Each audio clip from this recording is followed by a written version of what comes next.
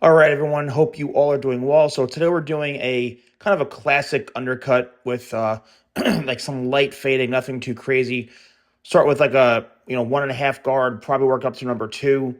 With undercuts, you can fade them. You can just do like one guard all the way to the top. It really depends on you as the client and your preferences.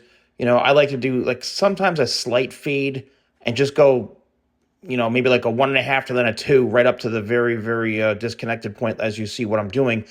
Notice that the top is wet and I'm just combing the hair and pushing it away with the comb. Right now I'm just going back in, doing some detailing with like a 1A, or 1.5 guard you can use. But it's all about, again, what you want.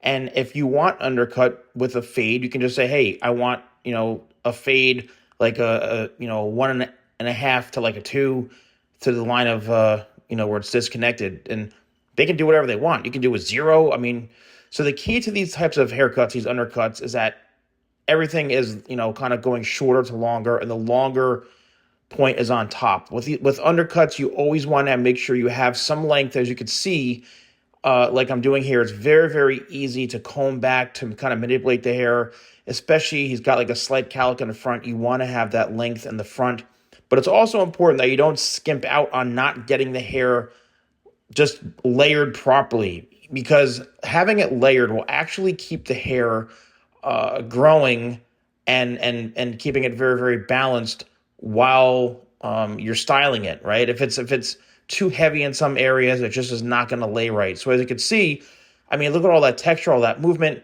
So a good product for this, like I always use, is Tidal Wave.